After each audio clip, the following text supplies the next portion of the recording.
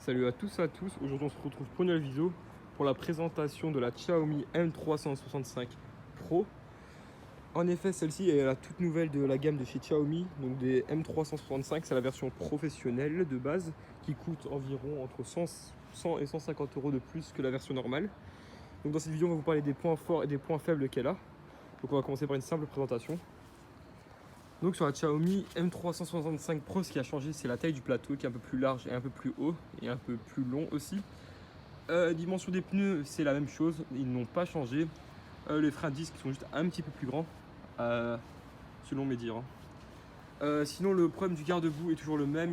Il a toujours des problèmes de vibration, il vibre bien trop. Et donc, ce qui fait que le garde-boue se casse extrêmement vite. Par exemple, ces trottinettes, on les a seulement depuis 2 jours. Que dans ce garde-boue là, vous avez déjà le petit clip là, électrique qui s'est décroché et le garde-boue ne fonctionnait plus. Et dans celle qui est juste à côté, le pneu avant a déjà éclaté. Bon, on reviendra là-dessus. Donc le garde-boue qui a toujours le même problème. Ils ont juste réglé le problème du câble. Hop, je sais pas si on verra grand chose, mais ils ont mis une petite plaque en métal pour protéger le câble du garde-boue. Donc ce qui est déjà cool de leur part, on va dire. Sinon, quoi comme nouvelle aussi? Ici, au niveau du port de chargement, c'est magnétique. Ouais, c'est magnétique, exactement, je parle mes mots.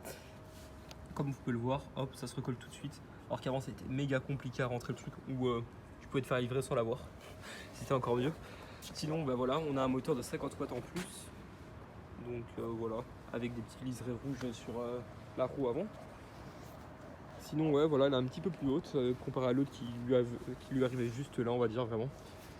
Nous avons un écran LCD sur celle-ci. Donc pour l'allumer, c'est simple, vous restez appuyé dessus. Hop, enfin vous appuyez une fois. Donc là on est sur le mode drive, donc le mode normal qui est bridé à 20 km/h à l'heure. En appuyant une fois, vous allumez le feu. Vous avez un petit LED qui s'allume aussi. Voilà, hop, on va juste éteindre ça. Si vous appuyez 2 fois, vous changez de mode, vous passez sur le mode sport qui est celui-ci bridé à 25 km à l'heure. Et si vous appuyez 2 fois, vous passez sur le mode éco, donc qui est bloqué à 15 km/h à l'heure. Ces trottinettes, vous pouvez aussi les débrider. Il y a déjà des nouveaux patchs donc pour les débrider à 30 km/h à l'heure. Or qu'ils annoncent que ça peut être débridé jusqu'à 35, mais pour l'instant, ça n'a pas fonctionné d'après nos tests. Ça impacte aussi fortement votre batterie. Clairement, vous perdez 3 tiers, limite 2 fois plus, ouais, vie de vos batteries. Sinon, qu'est-ce qui a changé? On va dire au niveau des commandos là. Les poignées sont plus sombres, sont juste plus noirs. La sonnette qui est noire, alors qu'avant c'était gris-blanc. La poignée aussi, voilà, noire. Nous on a rajouté des supports de téléphone qui vendent dans les Mi Store. Donc voilà. Mais sinon, en état général, la trottinette, elle a plus de patates que la première. En mode sport, franchement, vous décollez. Dans les descentes, vous pouvez aller jusque facilement, honnêtement, à une trentaine de km/h. Tout à l'heure, j'étais là-dedans. Donc, est-ce que ça vaut le coup de passer d'une version normale à une version professionnelle?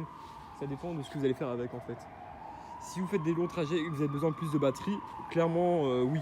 Oui, car là, comparé à sa précédente, elle respecte les 47 km annoncés. Avec mon poids, je rappelle, je fais 80 kg. Or que dans l'ancienne, elle ne respectait pas du tout. J'avais 10 km en moins, donc avec une utilisation normale. Donc, elle en vaut le coup d'être achetée, mais elle a toujours plusieurs problèmes. Donc c'est vraiment les problèmes de garde-boue, les problèmes des pneus, chambre à air qui explose mais méga extrêmement vite. Un jour ça m'a lâché, j'ai dû payer 35 € à quelqu'un pour me la remplacer. Le garde-boue qui lâche, c'est horrible. La vis de la potence qui a toujours pas été réparée là, donc ça aussi, acheter toute une nouvelle pièce, c'est assez compliqué. Et les petits câbles qui sont vraiment très fragiles, genre les petits caches ici et les câbles en eux-mêmes. Mais donc voilà, j'espère que cette vidéo vous a plu. Je vous dis à plus pour une nouvelle vidéo. Ciao ciao.